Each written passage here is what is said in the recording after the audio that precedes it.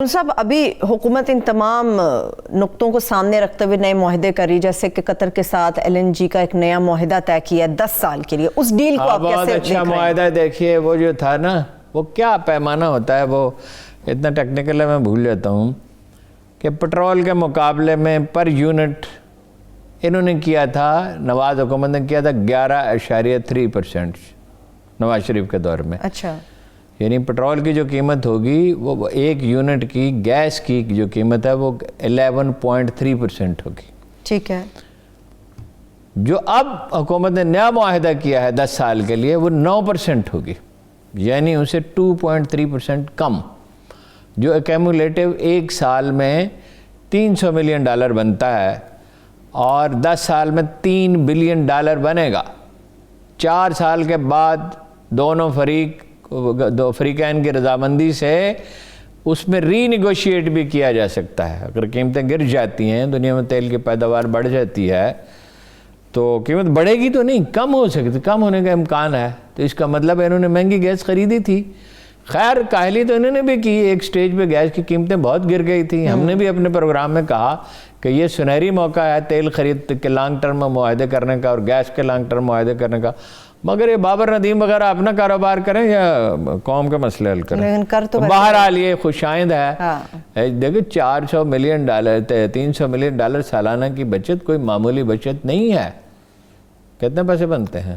بہت بڑی رقم. 450 ارب روپے. پرانی قیمت پہ پورے ملک کا جو ہیلتھ کا بجٹ ہے اس سے زیادہ ہے، بلکہ شاید ایجوکیشن کا بجٹ. وہ یہی تو کریڈٹ لے رہا ہے انوسا. پرانی قیمت پہ ہم کرتے تو $316 ملین تھے جو پاکستان کو زیادہ ادا کرنے پڑ سکتے. ظاہر ہے یہ ایک اچیومنٹ ہے اور اچھی بات ہے اور الحمدللہ کوئی بہتری کی گنجائش بھی ہمیں نظر آ رہی ہے. ہارون صاحب آگے بڑھتے اب آتے ہیں ہارون صاحب امریکہ کی رپورٹ کے اوپر، صحافی جمال خاشقجی کے قتل کے اوپر جو رپورٹ خفیہ رکھی گئی اب اسے پبلک کر دیا گیا ہے.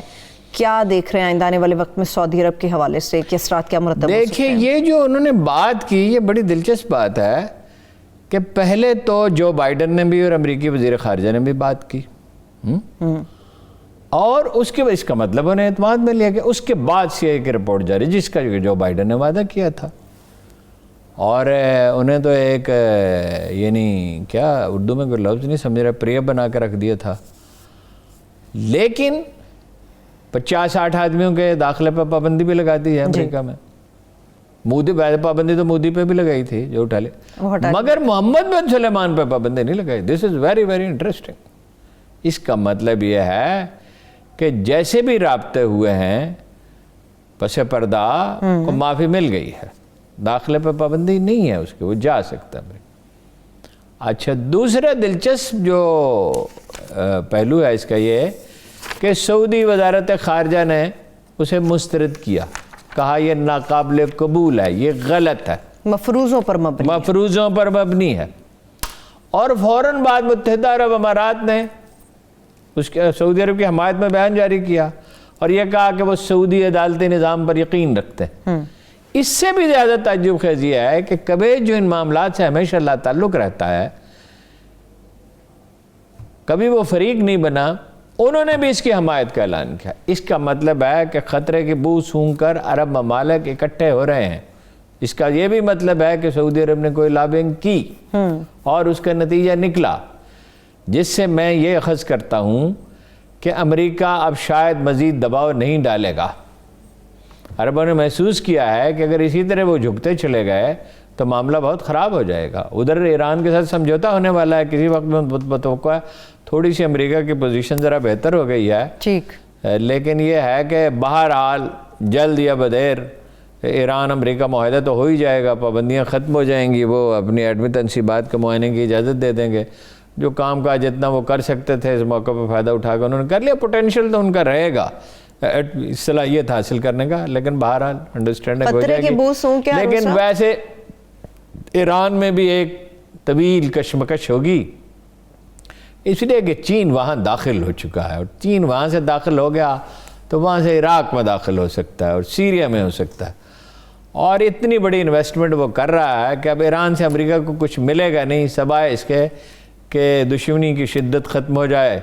اور جیسا کہ چین کے معاملے میں جو بائیڈن کی پالیسی ہے کہ اتنی تلخی فضا میں رہے، اب وہ جو کچھ ڈونلڈ ٹرمپ نے کیا تھا وہ کوشش تو کر رہے ہیں کہ وہ زخم منتمل ہوں اور رفو گری ہو، مگر رفو گری آسان نہیں ہے۔ ایک اردو کے بڑے شاعر تھے مصفی، ان کا شعر ہے کہ مصفی ہم تو یہ سمجھتے تھے کہ ہوگا کوئی زخم، تیرے دل میں تو بہت کام رفو کا نکلا۔ یہ رفو گری اب سہل نہیں ہے امریکہ کے لیے، اب چین ہی آگے بڑھے گا اور امریکہ ہی پیچھے ہٹے گا، باوجود اس کے کہ آج بھی وہ چین سے بڑی طاقت ہے، آج بھی اس کی اسلحہ ساز فیکٹریوں سے فار سپیریئر ہیں، آج بھی ان کے مالیاتی ادارے زیادہ مؤثر ہیں، آج بھی برطانیہ کے ساتھ مل کے ان کا میڈیا جو ہے وہ چینی میڈیا اس کے مقابلے میں کوئی حقیقت نہیں رکھتا، آج بھی ان کے الائز زیادہ ہیں، لیکن بہرحال رفو گری اب آسان نہیں ہے۔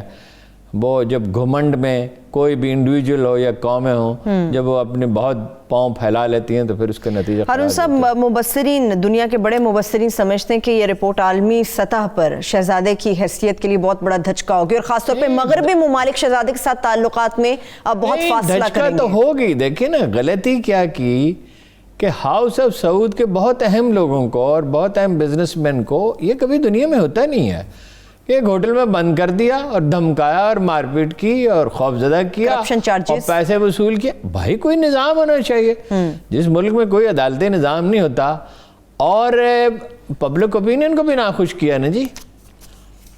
پبلک اوپینین جو جس طرح کے جدید قوانین برق رفتاری سے نافذ کیے اور جس طرح کا اسرائیل سے رابطہ رکھا اور جس طرح وہ ایک نئے شہر کا منصوبہ بنایا اور جس طرح کسینوں کو ایک اجازت دی اور ترکی اور پاکستان اور قطر کے ساتھ تلخی بڑھائی، تو پبلک اوپینین وہاں خوش نہیں۔ ترکی کے معاملے میں تو ممکن ہے ان کے وہی جذبات کے بارے میں کہہ نہیں سکتا، لیکن پاکستان تو ان کا بہت دیرینہ الہی تھا، وہ تو جب خطرہ ہوتا تھا یہاں سے فوج آتی تھی۔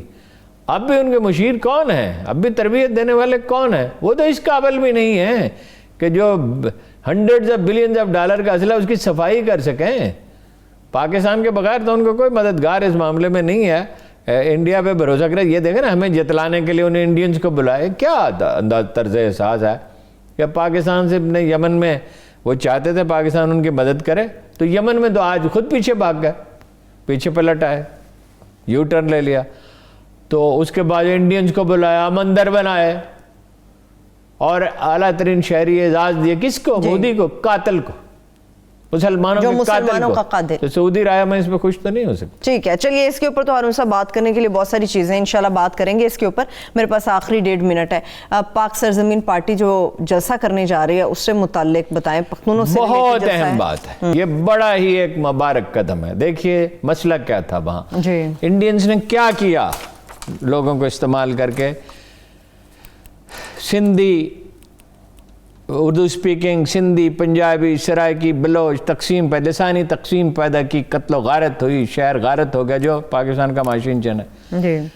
اب وہاں سب سے اہم چیز مفاہمت ہے، یعنی مختلف لسانی گروہوں، ایک اردو سپیکنگ لیڈر اور وہ پختونوں کا جلسہ کر رہا ہے، آبویسلی پختون لیڈرشپ کی اس میں رضا یعنی خوش دلانہ تائید شامل ہے، تو شامل ہے تو اور کہا انہوں نے، یہ ہے مجھے جو میسج ان کا ملا تھوڑی دیر پہلے کہ بڑا جلسہ ہوگا، اور اس لسانی، یہی تو جہاد ہے، اس لسانی تقسیم کو ختم کرنا۔